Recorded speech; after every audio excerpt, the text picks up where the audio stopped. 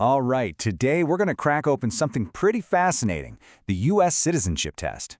Now sure, it's the final hurdle for people looking to become citizens, but it's also way more than that. It's like a mirror, reflecting what America thinks is the most important stuff to know about itself. So let me just ask you, straight up, do you think you could pass it? And I'm not just asking future citizens, I'm asking everyone. It's kind of like a pop quiz on our own country. How well do we really know the place we live? So here's the deal. It's an oral exam. An officer pulls 10 questions from a master list of 100. And to pass, you only need to get 6 right. Just 6 out of 10. Sounds pretty doable, doesn't it? But, and this is the key, this is so much more than a trivia game. When you look at the questions all together, they start to look like a blueprint, an instruction manual for how this whole American experiment is supposed to work. So, let's dive in. First things first, we have to start with the foundation of that blueprint. These are the core principles, the big ideas that everything else is built on top of.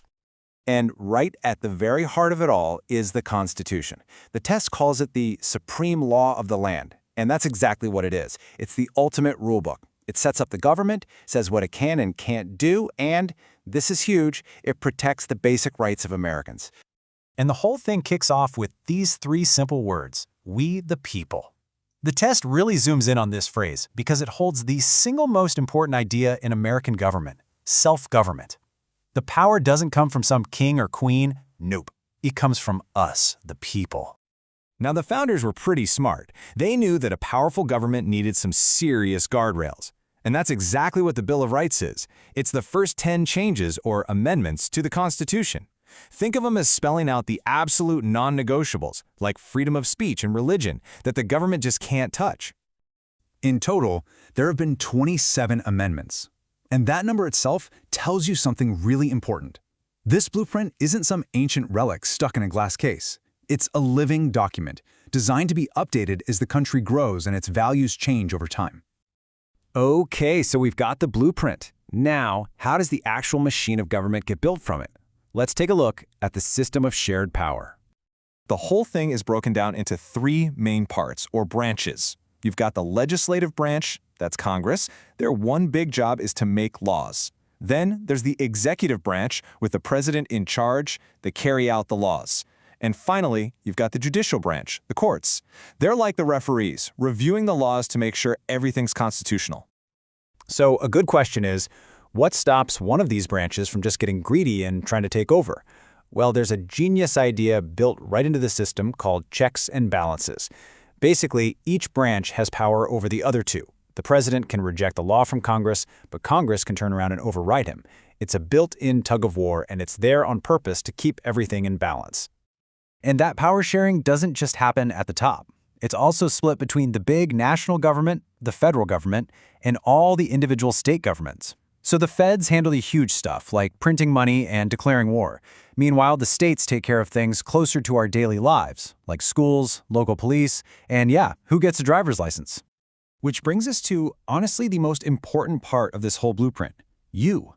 Because all these big ideas and systems aren't just theoretical. They spell out exactly what it means to be a citizen. And the test is super clear on this. While lots of rights apply to everyone in the country, there are a couple of big ones reserved only for citizens, voting in federal elections, and actually running for federal office yourself. But it's a two-way street. With those special rights comes special responsibilities. And the test points to 2 of them, serving on a jury and, yep, there it is again, voting in a federal election. It's so important it's listed as both a right and a responsibility. It's basically an expectation. And, you know, being involved is so much more than just showing up to vote every couple of years. The test points out all these other ways you can participate, joining a party, calling up the people who represent you, you name it. The entire system is designed for you to get in there and make your voice heard. Of course, this amazing blueprint wasn't just dreamed up overnight. It was built and sometimes fought over across centuries. So the test gives us a kind of history and fast forward, hitting the key moments that shaped the nation. It's like a highlight reel of the American story. It starts in 1776 with the Declaration of Independence. That was the big promise. Then in 1787, we get the Constitution, the plan to make that promise a reality. Fast forward to the 1860s and the Civil War, this brutal, bloody test that nearly shattered the country. And then in the 1900s, the Civil Rights Movement, a powerful struggle to make sure the nation's promise of equality was for every American.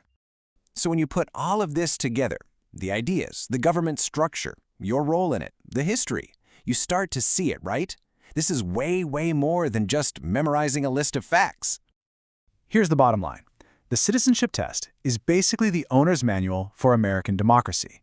It tells you what all the parts are, how they're supposed to work together, and what your job is as the operator. It's the essential knowledge for anyone who wants to be a full participant in this country. Which brings us right back to that first question. It's not really about whether you can pass a test, it's about how well you understand the system you live in. So I'll leave you with this to think about. What does being an informed citizen actually mean to you? Thanks for digging into this with me.